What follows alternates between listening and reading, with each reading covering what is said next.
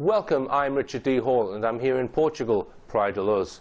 Now the reason why I've come here is because I'm making a series of documentaries about the Madeleine McCann case. Why am I making programs about that? Well, it's because I'm sick and tired of misleading media headlines about the incident. In these films I will expose the hard facts about the incident and also what has happened since the incident.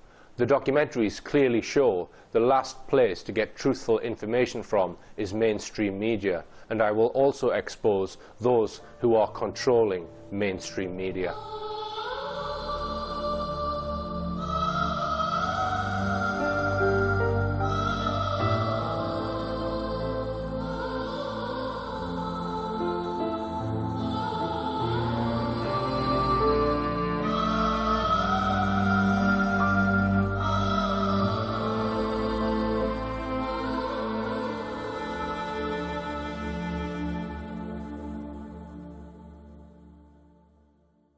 In our first two shows, we've examined some of the key statements made by the McCanns and their friends about what they insist was the abduction of Madeleine. We saw how there were numerous changes of story and outright contradictions. And we saw how the stories surrounding what was supposed to be the last time Madeleine was seen by anyone other than the McCanns, namely their close friend David Payne, was riddled with a series of clear contradictions. The accounts of this supposed visit, when Dr. Payne claimed to have seen all three children dressed in white pyjamas and looking angelic, were so at odds with each other that anyone would have had good reason to doubt whether this visit ever took place at all. We referred to the report of Police Inspector Tavares de Almeida, who at the time the McCanns were pulled in for questioning filed a detailed report giving numerous reasons why the police were sure that Madeleine had died in the McCanns' apartment and that therefore they must have hidden her body. And then finally we examined the convincing evidence provided by one of the world's top dog handlers, Martin Grime, and his two cadaver dogs, Eddie and Keeler, who alerted to the scent of a corpse in 11 places and to blood at some of those locations. We then saw how the McCanns struggled in all sorts of convoluted ways to try and explain why the dogs alerted to the smell of human cadaver and blood. Now it's time to throw light on a matter that's never been covered before on any film, TV documentary or YouTube video, nor in any newspaper articles, for the simple reason that this subject is too hot for others to handle. For the first time on film, we're going to take you right behind the scenes and expose what has really gone on in the private investigations mounted by the McCanns. You'll be able to judge for yourselves whether this much trumpeted and expensive private investigation was ever about a wholehearted search for Madeleine, or whether this operation might have had a wholly different purpose. But before we go to the extraordinary details of what the McCanns' private investigators were really doing, how was it all funded? Most of it, from what we have been told, was in fact funded by you, the great British public. Just 13 days after Madeleine was reported missing, and at a time when she could have been found at any time, the McCanns launched a fund, which was officially called Madeleine's Fund, leaving no stone unturned. Let's now take a little look at how and why this fund was set up in the first place. Exactly when it was that the McCanns thought of setting up a fund to find Madeleine is not really certain. In her book, Madeleine, Kate McCann explains it like this. On page 120, she says, Jerry had set himself the challenge to leave no stone unturned. There were so many people who desperately wanted to help. Jerry's call to arms spurred them into action. Then, she says, Jerry McCann's sister, teacher Philomena McCann, sent a chain mail around the world asking every recipient to help find our little girl, followed by her claim that this led to a first conversation between Philomena and Callum McRae, a former pupil of hers and an IT whiz kid, about establishing a website for Madeleine. 4 pages on in her book, Kate introduces the shadowy group called the International Family Law Group. They appeared to consist of just a barrister who didn't give his name to the McCanns and a paralegal. Later, a third shadowy figure joined them from an organisation called Control Risks Group, who said, "Just call me Hugh." The barrister had apparently offered the McCanns help immediately he heard the news about Madeleine going missing. It was on Friday the 11th of May, barely a week after Madeleine had been reported missing, that these two men of mystery, the barrister and the paralegal, flew out to Praia de Luz. no one knows who paid for this visit, so we are invited by the McCanns to believe that this was the selfless act of a Good Samaritan. However, on page 125, Kate McCann does tell us a little more about this third figure.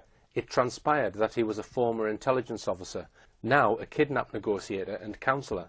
She then explains why the fund for Madeline was set up. We had discussed the offers of help that were pouring in, including many financial pledges. One of Jerry's colleagues said his staff want to make a donation, but didn't know how or where to deposit it. The IFLG told us we needed to set up a fighting fund. They would devise the objectives of the fund and instruct a leading charity law firm, Bates, Wells and Braithwaite, to draw up articles of association. According to this account then, this fund for Madeline was all somebody else's idea and recommendation. And so it was that just days later, the organisation Madeline's Fund, Leaving No Stone Unturned, was founded, and the McCanns began collecting what turned out to be millions of pounds, donated mostly by the ever-willing and generous great British public. In a moment we are going to examine how all that money has been spent, or perhaps, as I'll show, frittered away. It's important to emphasise that Madeline's Fund is not a charity, although many people think that it is. It is in fact a private company, set up as a trust. And importantly, it is controlled by the McCanns and members of their family. The current directors of Madeline's Fund are Jerry McCann, Kate McCann, Brian Kennedy, uncle of Kate McCann, Edward Smethurst, the McCanns' coordinating lawyer and a top Freemason, John Corner, close family friend of the McCanns and Madeline's godfather, and Michael Linnett, family friend and accountant, member of a secretive Catholic Masonic society, the Catenians. What was the original purpose of this fund, though? The honest answer is that it was intended to be a fighting fund to meet legal expenses. In other words, from the get-go it was intended to provide funds for the defence of the McCanns. Just 10 days after Madeline had been allegedly abducted, and could still have been found alive, why would the McCanns be thinking of needing a legal fighting fund? It was a relative of theirs in the same village, Kate McCann's uncle, Brian Kennedy, who gave the game away in a TV interview in the village. But I'm joined now by Madeline's great-uncle, Brian Kennedy, and he's going to tell us about the Fighting Fund. What's been the public's response to it, Brian? Well, it's been very good so far, but a lot of people have said they're not quite sure how they can give money, so may I tell them? Yes, very briefly. Right, very briefly. You can go into any branch of the NatWest or the Royal Bank of Scotland and just say that you would like to make a contribution to the Madeline Fund. But tell me, Brian, about all the people that have been coming up to you today, just literally stuffing money in your hand. Yes, they have. It's very touching, very touching. I would just say this is not an appeal.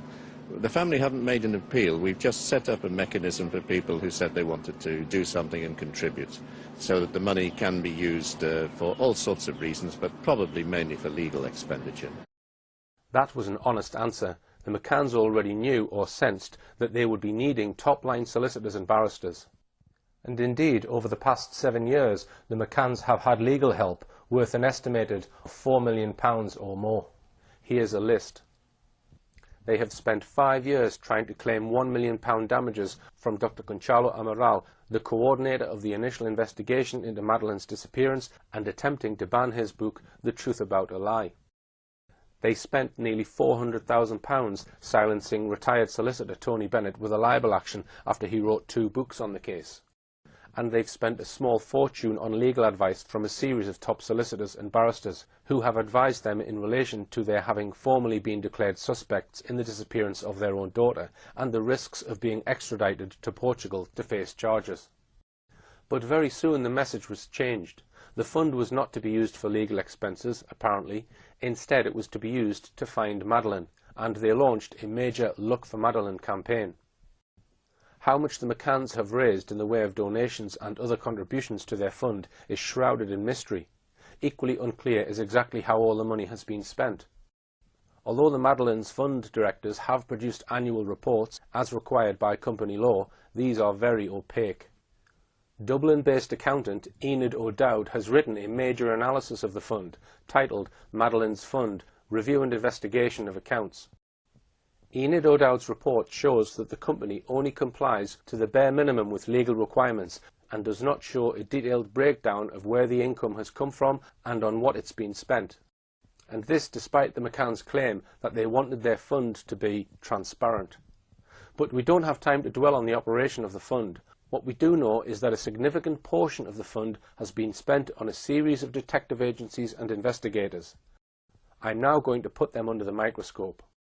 But first, let me explain how the McCanns' private investigation operation has been directed and by whom.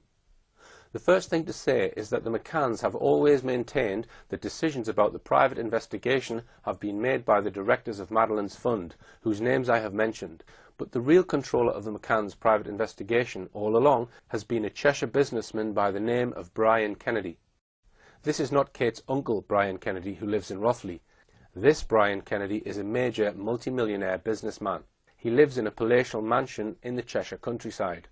He has a large business empire which includes his Latium Group, based in Wilmslow, Cheshire, and double glazing companies such as Weatherseal. His companies have a number of times come under scrutiny for what we might call sharp business practice. Most recently this year, when the now defunct Office of Fair Trading issued a damning report on Kennedy's Weatherseal company. He is perhaps most well known beyond the world of business as the chairman of successful rugby club Sale Sharks, who are also based in Cheshire, and for his bold but unsuccessful attempt to take over Rangers Football Club. But his venture into sport has not always been successful. Under his ownership, Cheshire-based Stockport County Football Club plummeted 4 divisions and out of the Football League. How did Brian Kennedy get involved in being the head of the McCanns' private investigation? In her book, Kate McCann gives this account. On Wednesday the 12th of September, just 3 days after the McCanns had returned from Portugal, Jerry was contacted by Edward Smethurst, a commercial lawyer. He represented a businessman called Brian Kennedy, a successful entrepreneur who owned various companies, including Everest Windows. He said that Brian, like many people, had been following the unfolding drama of Madeline's disappearance. And now, seeing things going from bad to worse, he could no longer stand idly by and watch. And so it was that just 2 days later, a top London lawyer, Angus McBride, from city firm Kingsley Napley, drove all the way up from the south to Rothley to pick up the McCanns and drive them to a meeting in London where they met with Kennedy for the first time, and a battery of top lawyers. The McCanns claim that it was only after this meeting that Brian Kennedy devised his campaign to run a private investigation to find Madeline. Kennedy promptly bought a house in Knutsford, again in Cheshire, as the base for his investigation. He and the McCann team have been very secretive about this base, but clips of it were shown in a Channel 4 documentary on the case, shown in May 2009. Kennedy made 2 swift decisions. He appointed an expert in money laundering, Gary Hagland, as his British-based lieutenant, whilst at the same time making the seemingly bizarre decision to appoint a highly controversial Barcelona-based detective agency, Metodo 3, translated as the Third Method, to try and locate Madeline. So let's take a look at Gary Hagland and what we know about him and his work for Brian Kennedy and the McCann team. Here's a summary of what we know about his personal history. He was born in 1954 and is now 60. He appears to be unmarried. We know that he worked in a branch of the security services in the Criminal Intelligence Department of Hong Kong Royal Police from 1979 to 1985, when he appears to have returned to England and settled in a comfortable apartment in Nottingham. What he did for the next 6 years is a mystery, but in 1991, at the age of 37, we find him employed as an Associate Director of Compliance at accountancy firm Albert E. Sharp & Co. Compliance is an area of practice which deals with complying with ever stricter financial regulations.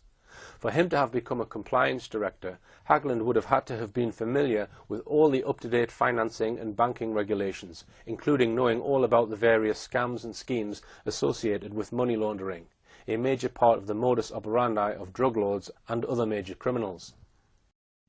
In 1993, he published an article, also covering money laundering, in the Journal of Financial Regulation and Compliance, titled Effective Compliance versus Regulatory Gestation. Clearly, he was very much an acknowledged expert in money laundering by this time. During the 1990s, he suddenly becomes the director of a number of companies whose precise purpose is obscure. And then in 1999, we find an article about him in a journal called Money Laundering Bulletin. 2 years later, in 2001, we find an article about him in the Financial Times Director magazine, where he is described as follows. Gary Hagland is a consultant with law firm Rag & Co, advising clients on the active management of compliance risks, including money laundering. Mr. Hagland paints a broad picture of the type of non-financial services businesses that may well be targets for the money launderer. According to Mr. Hagland, a problem for companies in complying with anti-money laundering activities is that their prevailing culture and ethos does not lend itself readily to accommodate skepticism about prospective customers. Rather, the opposite is likely to be the case. To tackle the possible threat of being unwitting accomplices to a money laundering scheme, the challenge for non-financial businesses is to change their mindset, their core attitudes. The reputational focus of most businesses is clearly not on money laundering, says Mr. Hagland. The risks associated with money laundering are clear enough. Money laundering is a criminal offence. Any individual caught helping to process the proceeds of crime faces a lengthy sentence. Companies which stand accused of assisting with money laundering operations also risk substantial damage to their reputations. But how can you tell a money launderer?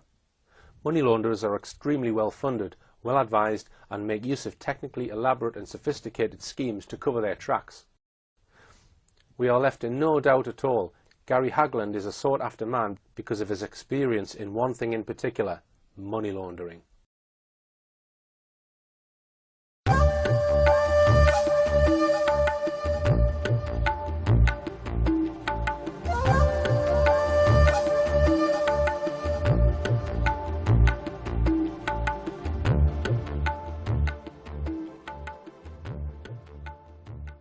So why was it that in September 2007, or maybe even before then, that Cheshire businessman Brian Kennedy hired Hagland as his right-hand man and his liaison officer with the controversial Spanish detective agency Metodo 3? Was it because he had any sort of track record in tracing and finding missing children? Clearly not. Why hire a man who is an acknowledged expert in financial compliance to look for a missing child? Hagland was to carry on working for Brian Kennedy and the McCanns, meeting with investigators from Metodo 3, both in their Spanish headquarters in Barcelona and in Brian Kennedy's headquarters in Knutsford. It's time now then to take a very close look at this Spanish detective agency, Metodo 3. Little has been written up about them in the mainstream British press. The tabloids would merely recycle claims by the McCann's public relations officer, Clarence Mitchell, about what a great detective agency it was, explaining that the Spanish agency was carefully chosen for its reputation and its position close to Portugal. He explained that because Portugal did not allow ongoing private investigations whilst there was an official police investigation, they could not employ a Portuguese agency. The next best thing was a Spanish agency. When the broadsheet papers attempted more in-depth articles about Metodo 3, however, they were much more sceptical. A good example was one by Christine Toomey in the Times. She visited Metodo 3 in February 2008 and was seriously unimpressed by what she saw. Her article was titled, "Madeline McCann and Metodo 3, Private Eyes, Public Lies." In the autumn of 2007, Metodo boss Francisco Marco claimed that "we believe she is in an area not far from the Iberian Peninsula and North Africa," adding, "we have proof of her movements after her kidnap, and we know she was alive the day after her disappearance. I talk of certainties because we know which group may have her or could have kidnapped her to sell her on. I cannot say who she is with because we are putting together conclusive proof that we can present to authorities." It was all utter lies. 2 months before Toomey's visit, Marco had infamously made a series of boasts headlined in the British media.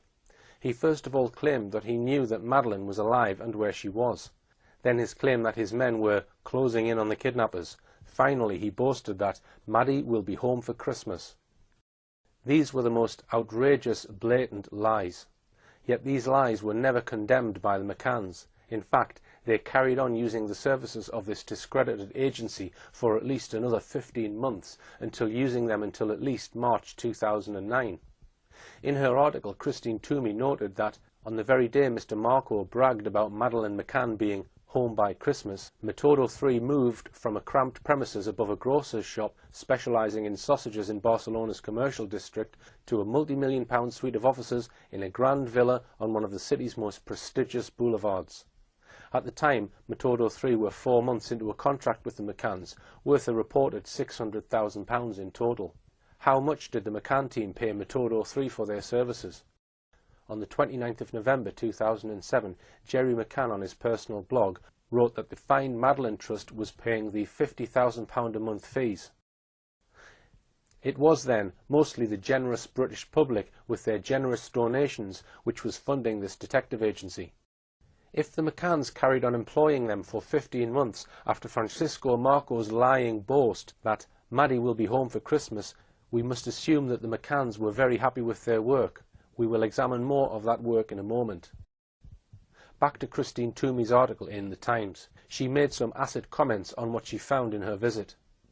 There is no discernible ringing telephones, little sign of activity of any kind, other than a woman searching for a lead to take a pet poodle for a walk and the occasional toing and froing of workmen putting finishing touches to the sleek remodelling of the office complex. Opposite the boardroom is an open-plan area of around half a dozen cubicles, equipped with banks of phones and computers. Most are empty when I arrive. That tended to expose Marco's claims to have 40 people employed full-time or part-time in the search for Madeline as false. The British press at the time, however, simply printed this unlikely claim without questioning it. Toomey went on to observe how defensive Metodo 3 were about their involvement in the search for Madeline. Speaking to the boss, Francisco Marco, and his cousin, José Luis, she received this stern warning from Luis: "We don't answer any questions about Maddie. Maddie is off limits. Is that understood?" She continued, "After talking to Marco for half an hour, I concluded that what motivates him, as much as, if not more than his professed desire to present Madeline with the doll he boasts he carries around in his briefcase to hand to her when he finds her, is a sense of self-regard, self-publicity and money." She added that before its involvement in the Madeleine McCann case, Metodo 3 specialised in investigating financial swindles, industrial espionage and insurance fraud. Money laundering was another of its areas of expertise. There is no evidence that Metodo 3 had any experience whatsoever in searching for, let alone finding, missing children, though they had made a completely false claim to have located 23 children. Toomey describes how her interview with Metodo 3 ended. When I ask Marco to elaborate on the 23 missing children he claims his agency has located in the past, Marco eases himself away from the table for the first time, tilting far back in his chair. He cannot talk about that on the grounds of confidentiality, he says. Shortly after this, his cousin José Luis, who has sat mostly silent until now, calls time on the interview with a chopping motion of his hand. It's clear that Metodo 3 had a very controversial history. One journalist who investigated them by visiting Barcelona spoke to the police and other reputable detective agencies there. All of them, without exception, described Metodo 3 as a disreputable, dodgy, rogue agency. One Spanish private investigator told the Daily Mail, "Metodo 3 have portrayed themselves as the best investigators in the world. The truth is, they are nothing of the sort. Their murky background is riddled with controversy." Why would the McCanns choose the most disreputable private investigation agency going in Barcelona? Metodo 3's boss, Francisco Marco, was described by leading Portuguese criminologist Mr. Moita Flores as a crook, and indeed last year Marco was arrested and charged with spying on a leading Spanish politician by illegally recording her private conversations in a restaurant. It caused a major scandal in Spain. Also arrested with him was his colleague Julian Perebenez, one of Metodo 3's men most involved in the Madeleine McCann case. He soon admitted his guilt, having confessed to planting illegal bugging devices in the restaurant.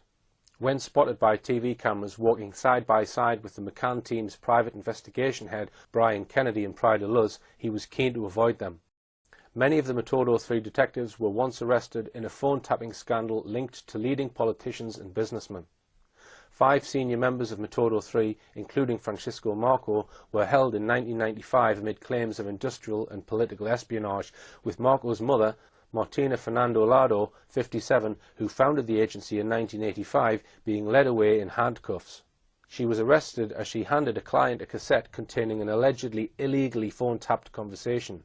At the same time, police raided Metodo 3's Barcelona offices, seizing handguns, ammunition, listening equipment, cassettes and transcripts of illegally taped phone calls. Subsequently, Mrs. Lado was found to have made phone calls offering a telephone tapping service for a fee of around £20,000. Mrs. Lero's husband, Francisco Marco Poilo, and Marco's brother, Francisco Gabriel Fernandez Lado, were also arrested. Also, Sergio San Celestino, an employee of Spanish telephone company Telefonica, was suspected of illegal phone tapping and was proved to have close links with employees of Metodo 3. Amazingly, the prosecution of Metodo 3 was inexplicably dropped. None of them were convicted at that time for their alleged illegal phone tapping and firearms crimes. Not long after Christmas 2007, the McCann team nearly suffered another major embarrassment when their lead investigator on the Madeleine McCann case, Antonio Gimenez Razo, once described as Metodo 3's detective in charge of special operations, was arrested on serious criminal charges. They only escaped embarrassment by some clever spinning of their chief public relations officer, Clarence Mitchell.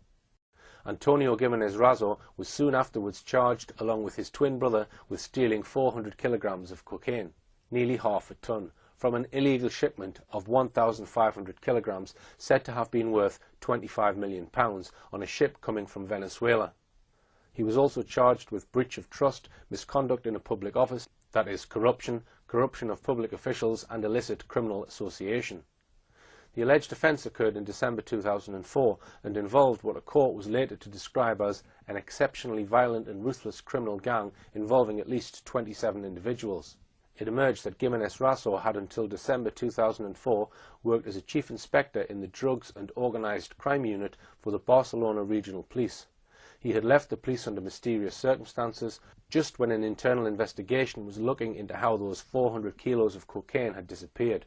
He then went to work for the controversial Metodo 3 detective agency in August 2005, joining the McCann's team's private investigation 2 years later. He spent the next 4 years in jail, remanded in custody. After a long process of investigation, during which the criminal gang tried various means, including making violent threats to the prosecutor to disrupt the matter coming to trial, and then try to wreck the trial itself, Gimenez Razo was lucky to escape without punishment, as his active participation in the work of the gang could not be proved.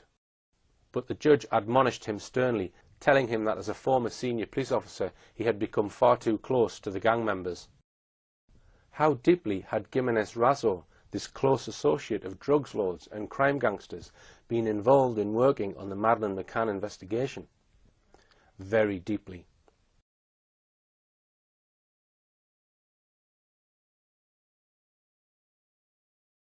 It has now become clear that an early suggestion of the McCanns was to suggest to the world that Madeleine had been stolen to order by a wealthy North African family and was probably in Morocco. The McCanns visited Morocco in June 2007 and promoted Madeleine's disappearance while they were there. A number of people visiting Morocco claimed to have seen Madeleine, but that was at a time when the media frenzy was at its height and Madeleine was being seen here, there and everywhere. Once Brian Kennedy was made the operational head of the McCann's private investigation and he had appointed Gary Hagland as his liaison man with Metodo 3, the two men lost no time in working out a detailed plan which focused on promoting the notion that Madeleine was most likely in Morocco. Hagland was sent to London to discuss the Moroccan project with a former MI6 colleague who worked on the Foreign Office's Moroccan desk. A huge boost to what we might term the McCann's Moroccan project came when there was a burst of media speculation in late September 2007 about whether a white girl being carried on the back of a Moroccan peasant woman could be Madeleine McCann. As it turned out, the girl, Bushra Bashina, was proved just days later to be a Moroccan girl being carried by her mother. How the photograph of her came to be taken and how the McCanns came to get it before it got to the police remains, like so much else, a deep mystery. It was clearly the McCann team who briefed the press and gave the media the photograph in question. Here is how Kate McCann explains it all in her book. On the 25th of September, we heard that a little blonde girl resembling Madeleine had been spotted with a group of Moroccan peasants. We received a photograph. She doesn't explain who took it, nor how it got to them. She goes on to say that the child looked too young to be Madeleine, adding that the picture was too grainy for us to be absolutely sure. The day the photograph appeared in all the British press, 25th of September, as Kate says, a contingent of the press pack jumped on planes to Morocco to try to track down Madeleine. She then explains that Brian Kennedy called us later that evening to ask if we would like him to fly out to Morocco to find out for certain. Kate says they were not sure this was necessary or wise, but she says off went Brian on his plane, his own private jet, to northern Morocco. It sounds as if this was just a spur-of-the-moment decision by a genuine man just wanting to do all he could to find Madeline. However, what Kate McCann appears to omit in her book is that this was no snap decision by Brian Kennedy. It seems he may have pre-arranged to meet Metodo 3's man in Morocco, Antonio Gimenez Razo. The plane flight to Morocco may have been arranged a week or two in advance. The publicity about Bushra Bashina simply appears to have coincided with his pre-planned visit. Antonio Gimenez Razo, a Spaniard, was the McCann team's main man in Morocco, also a Spanish-speaking country. This would enable him to work on the ground in Morocco and converse easily with those he wanted to speak to. The stated purpose of Gimenez Razo being based in Morocco that autumn was simply to find Madeline. But let's now examine his actual actions.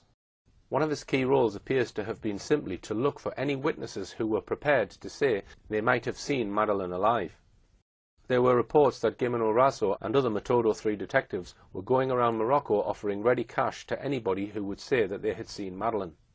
This was dramatically confirmed by a newspaper report stating that the Moroccan government had taken the highly unusual step of expelling a man who had been visiting hotels and garages in various parts of Morocco, offering people money if they could claim to have seen a girl looking like Madeline. The report did not name the man or his nationality, but it could well have been Gimenez Razo.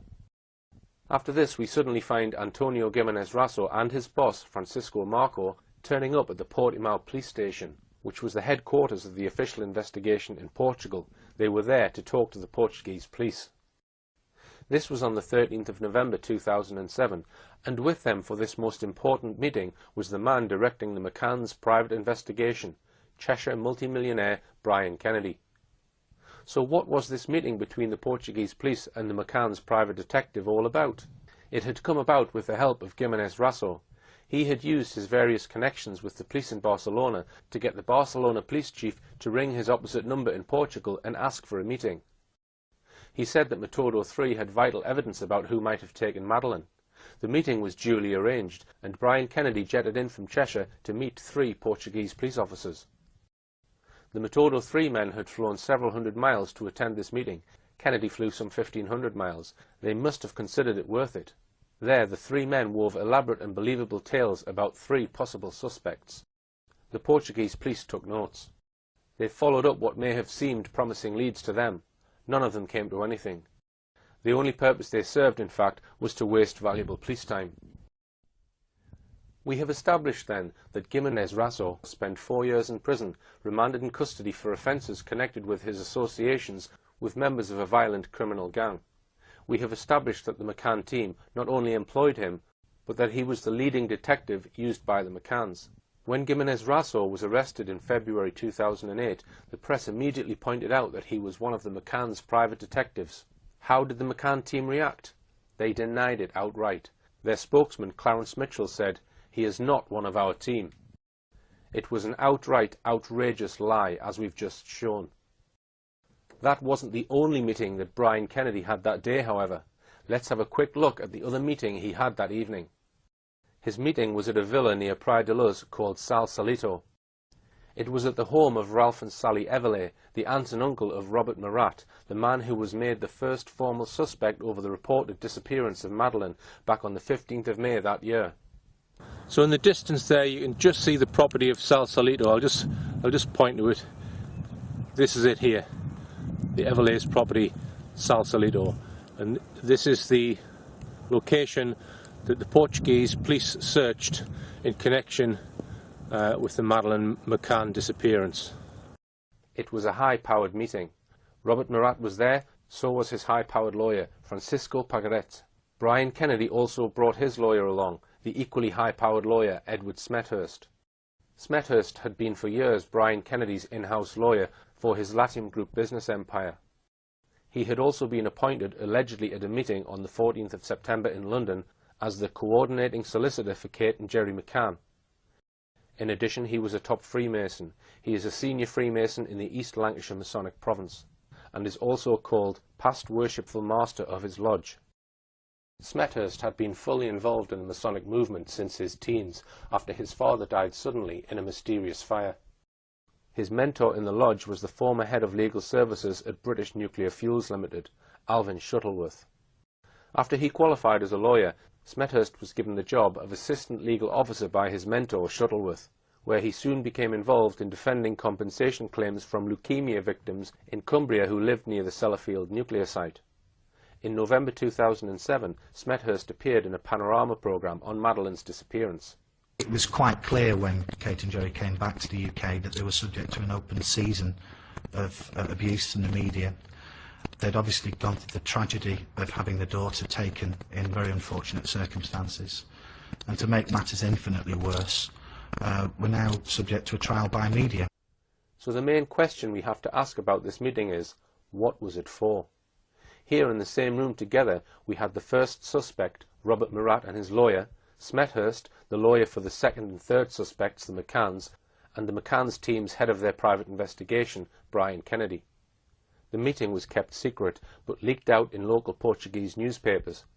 Kennedy was asked why he had flown out all the way for a private meeting with the then chief suspect, Robert Murat.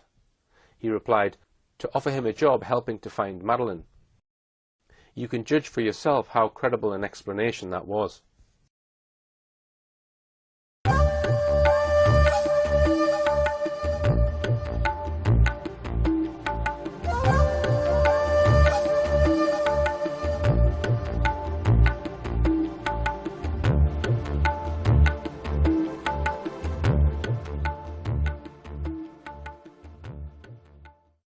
But we must now move on to examine the role of Antonio Gimenez Raso and his boss, Francisco Marco, in another very bizarre and disturbing set of events. Some of you watching may remember, back in the winter of 2008, the scenes of a team of divers looking in a murky lake for Madeline's bones. At the very centre of this search for bones was another man we must now introduce. Also part of the Metodo 3 setup, a lawyer called Marcos Aragao Correa. He was a young lawyer in his early 30s who hailed from the island of Madeira.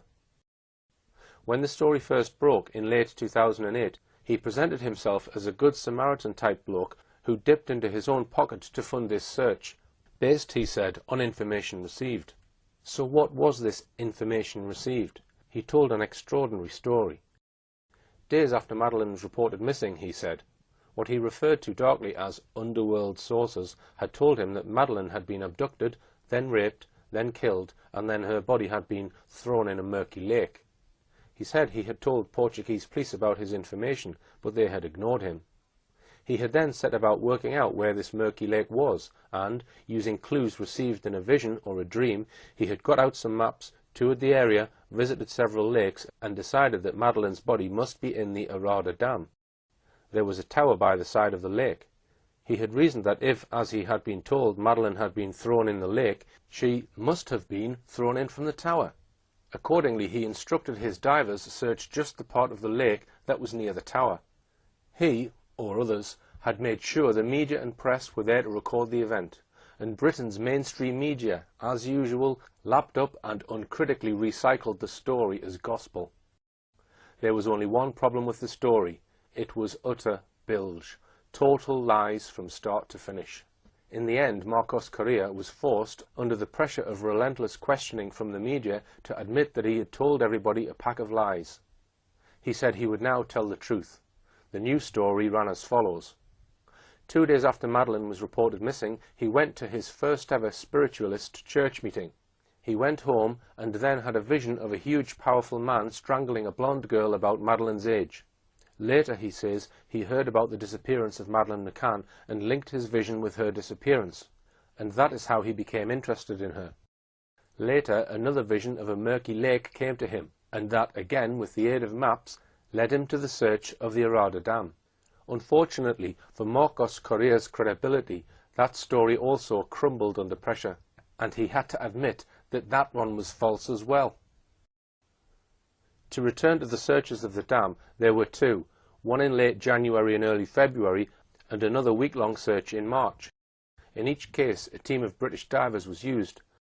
Once again, Marcos Correa, under pressure, admitted that another part of his original story was also a lie. He was not in fact a good Samaritan after all. He had been paid by Metodo 3 to carry out these searches of the dam. And of course Metodo 3 was being employed by Brian Kennedy on behalf of the McCann team. So in searching this dam, who was this man really working for?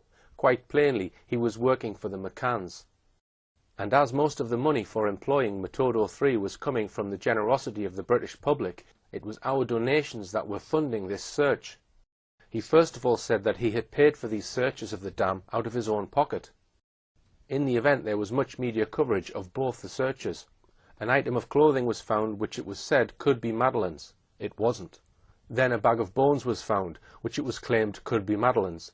They were ostentatiously passed to the Portuguese police. They weren't Madeline's bones. They were animal bones. Eventually the searches were called off.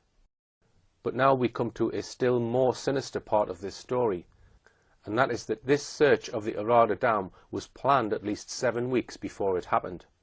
As Marcos Correa later explained in a magazine article, he had met with Francisco Marco and Antonio Gimenez Raso of Metodo 3 at this very Arada Dam on the 10th of December 2007. This may have been the very first time that Marcos Correa had been introduced to the two Metodo 3 investigators. They each had to travel a very long way. For Marco and Gimenez Raso, the trip from their Barcelona base was 700 miles. From Marcos Correa's base on the island of Madeira, it was nearly 1,000 miles. Who was it arranged for this meeting? Correa, as we've seen, worked for Metodo 3. We know that Francisco Marco and Gimenez Raso from Metodo 3 were employed by Brian Kennedy from September 2007. Therefore, all three were Metodo 3 men, appointed by Brian Kennedy on behalf of the McCann team. Therefore, what appeared at first sight to be a genuine effort by a good Samaritan to check out information he had received that Madeline's body might have been thrown in the Arada Dam, turns out instead to have been a meticulously planned event by Metodo 3.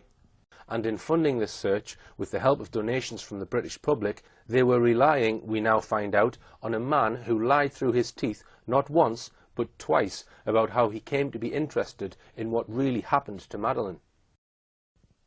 The more you peer into the events and people behind this search for bones in the Arada Dam, the more it has every appearance of being just a plain stunt designed to grab front-page coverage in the British press. We have to ask, why did the McCanns do this? What was the whole purpose of this exercise? Why did three people employed by the McCanns travel a total of thousands of miles to meet at the dam in December 2007? And why, when news of the search broke in late January, were the British public not informed about the lead-up to this search? Before we leave the subject of Metodo 3, I should just mention that its boss, Francisco Marco, was also involved at the same time as he had the Madeline McCann contract in a major agricultural scam. This was exposed on the 2nd of February 2009. The case involved embezzlement and money laundering. That was hardly surprising, given Metodo 3's record in involvement in money laundering. Basically, the Catalan regional government had commissioned and paid for a large number of expert reports. But these reports, said a state prosecutor, had no purpose or interest. One of the most blatant examples was the payment of Metodo 3 of nearly £30,000 for a wholly unnecessary socio-economic inquiry on hazelnut farming. The Clean Hands Collective, which campaigns against corruption, found out that the socialist agricultural advisor, Joaquim Lina, had asked Metodo 3 to carry out a hazelnut inquiry. But Metodo 3's report was found to be merely a cut-and-paste job from an internet report on the hazelnut industry in a regional magazine, El Confidencial. In other words, Metodo 3 had got £30,000 for doing nothing of real value. In March 2008, the McCanns ceased using Metodo 3 full-time, but retained their services on a part-time basis.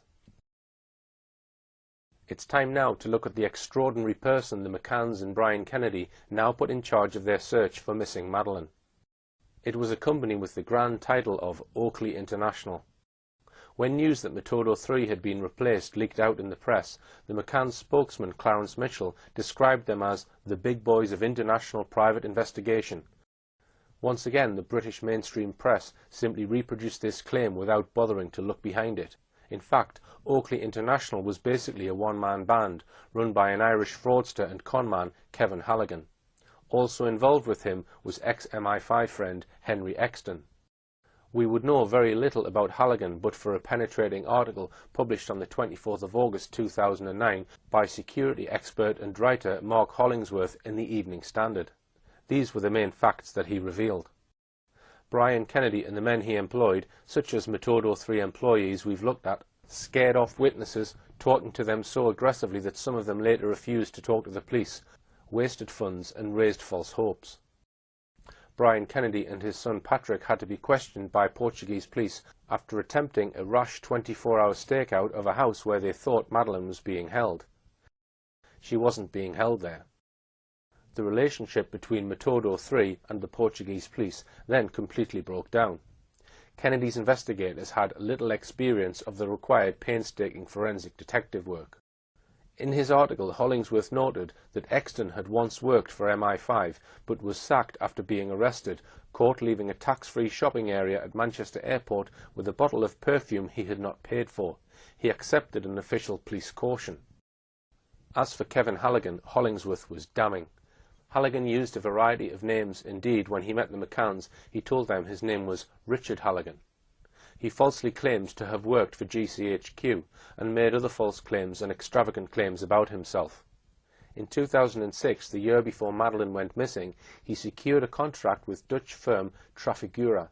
They had dumped toxic waste in a landfill site near Abidjan, the main city in Ivory Coast, causing severe physical illness to hundreds of people living nearby. The government had imprisoned some of Trafigura's executives. Trafigura appointed Halligan on a lucrative contract to help with negotiations to release its executives. He failed, meaning that Trafigura had to pay the eye-watering sum of around £125 million to secure the release of its executives. As Hollingsworth pointed out, Halligan made a fortune from Trafigura and was suddenly flying everywhere first class, staying at the Lansborough and Stafford hotels in London and the Willard Hotel in Washington, D.C. for months at a time. He then went on to describe what Halligan was doing when he was supposed to be working for the McCanns. He actually only worked for them for 4 months, as his 6-month contract was terminated early. During this time he was paid the sum of £500,000 plus expenses. It was a daily rate of about £6,000 a day. On top of that, his first month's expenses claim was nearly £50,000. Yet he had absolutely no experience in tracing and finding missing people. During the Madeline investigation, says Hollingsworth, Halligan spent vast amounts of time in the Hey Joe bar in the basement of the Abracadabra Club near his Jermyn Street office. Armed with a clutch of unregistered mobile phones and a BlackBerry, the bar was in effect his office. He was there virtually the whole day. He had an amazing tolerance for alcohol. When not imbibing in St. James's, Halligan was in the United States. On the 15th of August 2008, at the height of the McCann investigation crisis, he persuaded Andrea Hollis, a former US Drug Enforcement Agency official, to write out an $80,000 check to Oakley in return for a 10% shareholding. The money was then transferred into the private accounts of Halligan and his girlfriend, Shirin Trakitis, to finance a holiday in Italy. Halligan later faced a $6 million lawsuit in Virginia concerning an allegation that he repeatedly and systematically depleted funds from Oakley's bank accounts for inappropriate personal expenses. He faced a further £1.4 million damages claim from Mark Aspinall, a lawyer who had worked closely with him.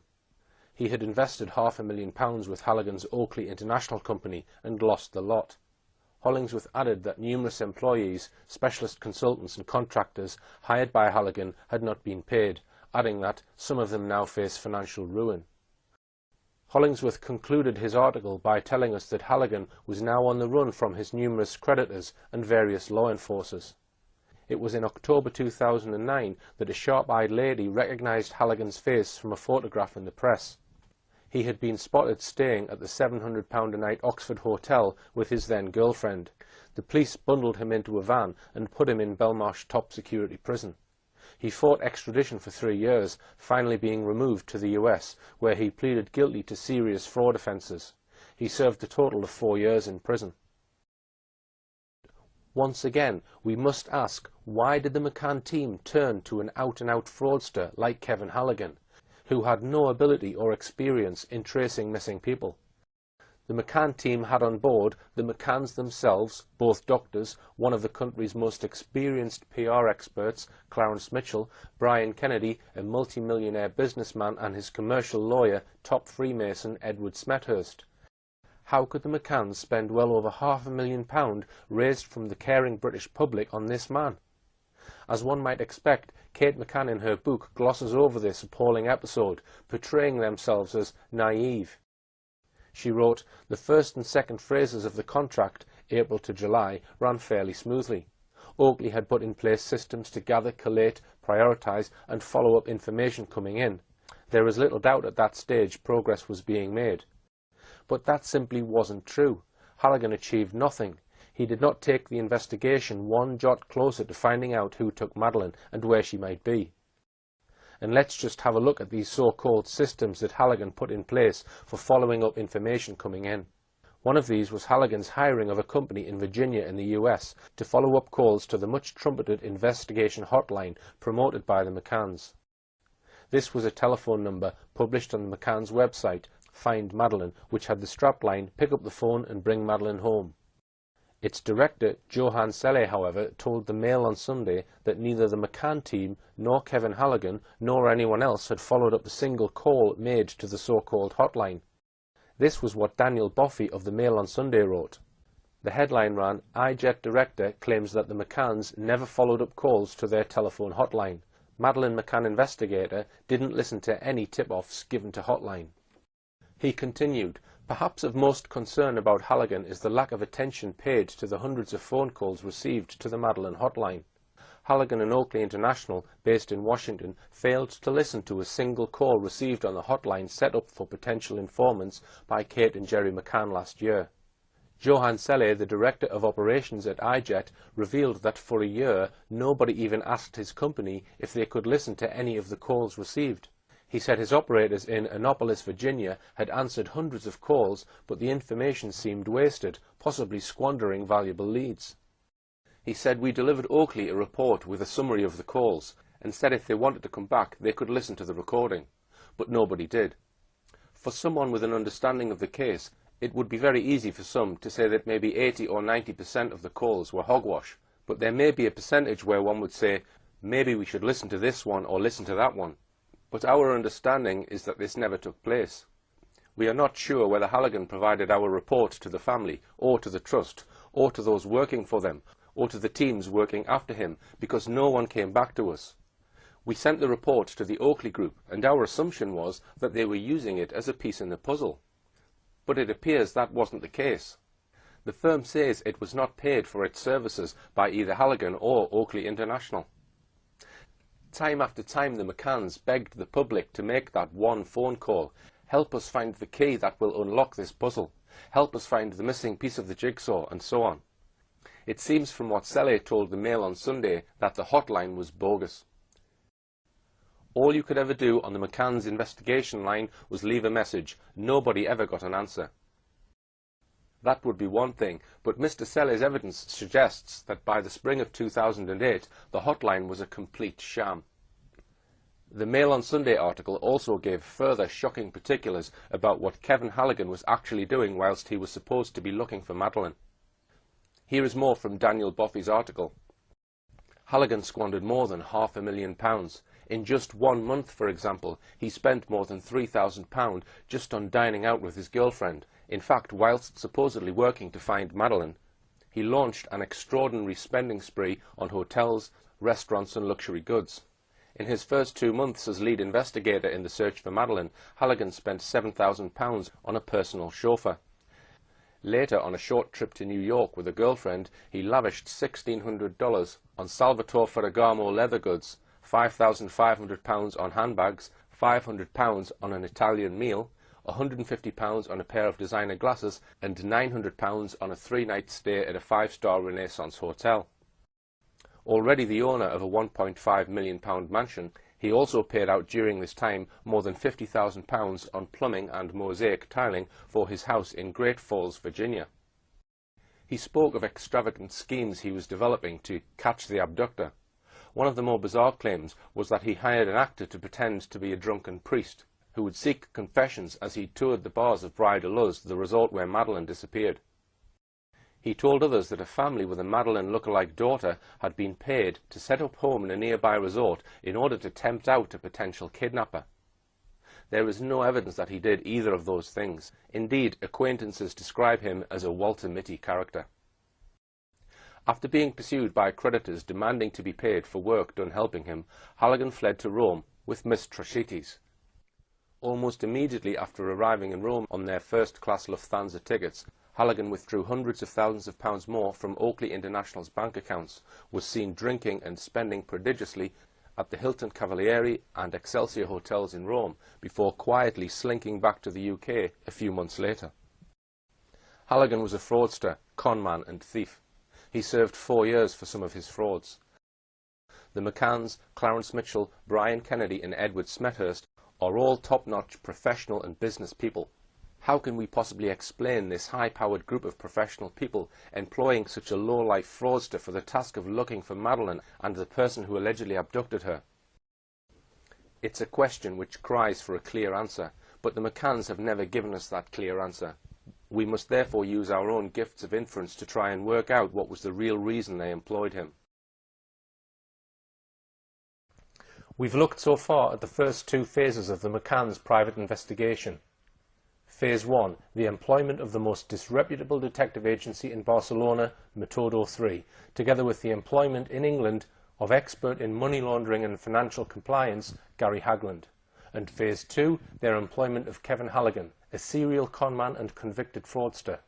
In Part 4, we'll conclude our probe into what really went on in the McCanns' private investigations, and conclude our series of films with an examination of the British government in assisting at every opportunity the McCanns to maintain their claim that Madeline was abducted.